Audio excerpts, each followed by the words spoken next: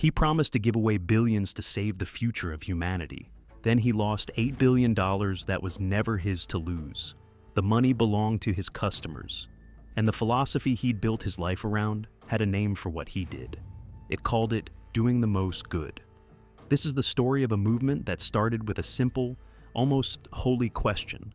How do you do the most good per dollar? It was founded by gentle young philosophers at Oxford, people who wanted goodness to be rigorous, honest, measurable, and within 13 years, it had produced one of the largest financial frauds in history, not in spite of its ideals, because of them. Because somewhere along the way, the movement made a quiet substitution. It let a number stand in for a conscience. And here is the thing about a number. Make the future large enough, and it will eventually approve of absolutely anything. It was right there in the math. In plain sight. And the people most devoted to doing good were the last to see it. Oxford, December 2009.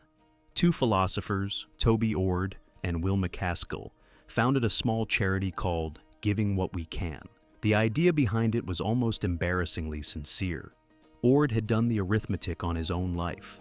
A philosophy lecturer's salary, modest by any measure, could still save hundreds of lives in the developing world if he gave most of it away. So, he pledged to. He committed to give everything he earned above about £18,000 a year for the rest of his life. The question they were asking was honest and uncomfortable, the kind of question most of us avoid. If you are going to give, where does a dollar do the most good? Not where it feels best, where it does the most. They ran the numbers, and the numbers said something startling. A few $1,000s spent on malaria nets in sub-Saharan Africa could save a human life, while the same money spent on a guide dog program might cost $40,000 to deliver a fraction of the benefit. The difference wasn't small. It was a factor of 100, sometimes 1,000. That was the seed of effective altruism. Take the warm, vague impulse to be good and make it sharp. Make it accountable. Treat suffering as a problem with a solution, and your money as a tool you were obligated to aim well. Thousands of people signed the pledge. By 2022, that Oxford charity reported more than $2.5 billion in lifetime giving commitments. It is hard even now to find the flaw in it. That is the point. You were supposed to admire it. So was everyone else. But a movement built on numbers grows the way numbers grow. It scales. And as it scaled, the logic began to shift in ways that, taken one step at a time, all seemed perfectly reasonable. The first shift had a slogan. Earning to give. The argument went like this. If you are a brilliant young person who wants to help the world, maybe the most good you can do is not to become a doctor or an aid worker. Maybe it's to take the highest paying job you can find, get rich, and donate the money. One Wall Street banker, the math said, could fund the salaries of 10 charity workers. So, the brightest ethical minds of a generation were told, in effect, to go make as much money as possible for the greater good. And then the moral horizon stretched again. A new idea arrived, and it became the movement's intellectual center of gravity. Long-termism. The claim was this. If humanity survives, there could be not billions, but trillions of future people. Generations upon generations, more human beings than have ever lived. And if their lives count equally to ours, then what matters most is not the suffering in front of you. It's the unimaginable scale of the future. Will MacAskill made the popular case in 2022 in a book called What We Owe the Future. It was thoughtful, it was careful, and it carried a quiet, dangerous implication. The more weight you put on the trillions who don't exist yet, the lighter the people in front of you become. A child dying of malaria today is real and tragic and small, against the fate of 1 trillion unborn souls. The horizon had stretched so far that present-day human beings began to vanish into the decimal places. A number was now standing where a conscience used to be. A philosophy needs money to act on the world, and the money came. Dustin Moskovitz, a co-founder of Facebook, and his wife, Kari Tuna, became the movement's great patrons. They were the youngest couple ever to sign the Giving Pledge, the public promise to give away most of their wealth. Through their foundation and a grant-making arm called Open Philanthropy, they aimed billions at causes the movement deemed most effective. Their foundation has distributed billions of dollars since 2011, with more than $1 billion of that guided by the movement's own research. This was the proof that rigorous giving could work at scale. And then a second fortune arrived, younger and far more eager. In 2022, a new vehicle appeared called the FTX Future Fund. Its mission, in its own words, was to fund ambitious projects to improve humanity's long-term prospects. It moved fast. By the middle of that year, it reported it had already made 262 grants and investments, totaling roughly $132 million. $73 million in staff-led grants, $31 million in regrants, $26 million from an open call. The money flowed to AI safety researchers, to pandemic preparedness, to the long-term future of humanity. It looked like everything the movement had ever dreamed of. Here was the fine print, the line nobody read. A philosophy that will sacrifice the present for a sufficiently large future has no break built into it. None. If the future is infinite, then almost any present cost can be justified by it. The math doesn't forbid fraud. The math, run far enough, eventually recommends it. And nobody asked where the future fund's money was actually coming from. And then the movement found its perfect hero. His name was Sam Bankman-Fried. He was young, awkward, brilliant. He wore rumpled cargo shorts and a t-shirt to meet senators. He slept on a beanbag chair in the office. He drove a beat-up car while running a crypto exchange the market's valued at $32 billion. He was, on paper, worth around $26 billion. And he said again and again that he didn't want it. He said he was going to give nearly all of it away. He was the living proof of earning to give, the math made flesh. He had taken the brightest path the philosophy could imagine, gotten staggeringly rich, and pointed it all at saving the future. Will MacAskill himself had mentored him, had recruited him to the cause years earlier. The press canonized him. Here was a billionaire who didn't care about money, who quoted utilitarian philosophy, who promised to be the most generous man alive. He pledged to donate to charities. He poured money into pandemic prevention, into democratic politics, into the long-term future. The movement looked at him and saw its own reflection, gleaming. This was what good, done rigorously at scale, looked like. There was only one problem. The empire was already hollow, the money he was so nobly promising to give away. It wasn't his. It never had been. It fell apart in a single week. November the 2nd, 2022.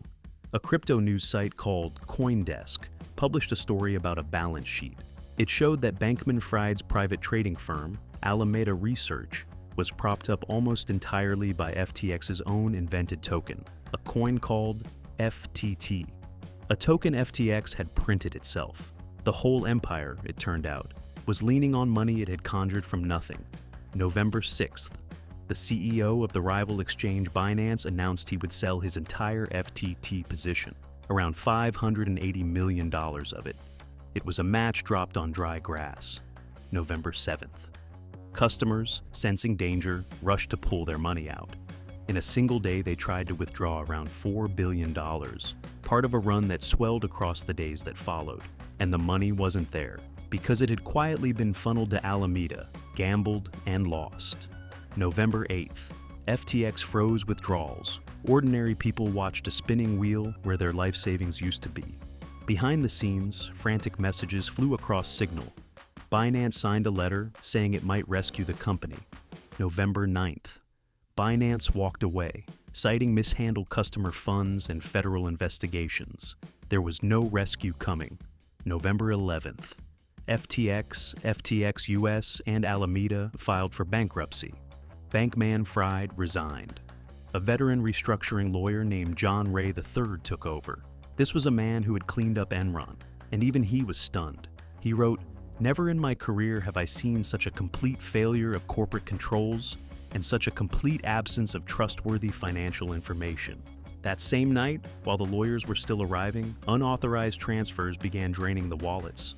At least $370 million in crypto was confirmed missing, with estimates running as high as $660 million. And when the accountants finally tallied the whole, it came to roughly $8 billion of customer money. Gone. The Future Fund, the vehicle built to protect the long-term future of humanity, suddenly had no future at all. Its entire team resigned in a single weekend. The grant stopped mid-sentence. Researchers who had quit their jobs on the strength of a promise found the promise was made of customer deposits. A fund for the future, funded by a theft from the present. Now here is the part that should make you uneasy. 5 days after the bankruptcy, on November 16th, Bankman Fried started typing messages to a journalist named Kelsey Piper at Vox. He apparently didn't realize she was writing it all down. She put it to him plainly. "You were really good at talking about ethics," she said, for someone who saw it all as a game with winners and losers. And he agreed. He said, "I had to be. It's what reputations are made of." And then he called it what he privately believed it had always been. "This dumb game we woke Westerners play," he wrote, "where we say all the right shibboleths and so everyone likes us." She asked whether his loud support for crypto regulation, the responsible image he had cultivated, had been genuine. His answer was 2 words. Just PR. The most celebrated ethical actor of his generation had just admitted that the ethics were a costume, and the movement that had built him scrambled. Endorsements were quietly deleted. Profiles that had called him a saint were edited or pulled. The leaders who had blessed his fortune and spent it now described him as a stranger, a fraud they never truly knew. Here is the acidic truth, stated plainly. The philosophy never actually needed Sam Bankman-Fried to be sincere. That's the horror of it. A system that measures good purely by outcomes, scaled against an infinite future, will bless a fraud just as readily as a saint, as long as the projected number is large enough. The spreadsheet had quietly approved of stealing $8 billion from real people because a big enough future forgives any present sin. The math worked perfectly. It always does. That was never the malfunction. That was the design. It's tempting to end this simply, to say Sam Bankman-Fried was a con man, and the movement was his dupe, and walk away feeling clean.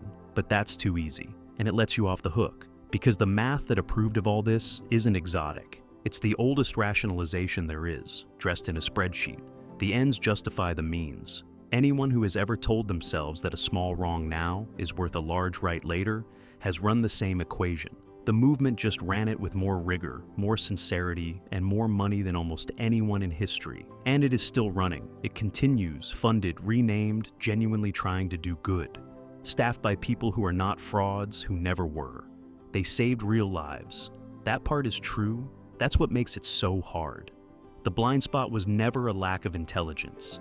These were some of the smartest, most well-intentioned people alive. The blind spot was in the math itself. The moment you let a number stand in for a conscience, you have already lost the argument, because the number is patient, and the number, given a large enough future, will eventually approve of anything. It was right there, in plain sight, the whole time.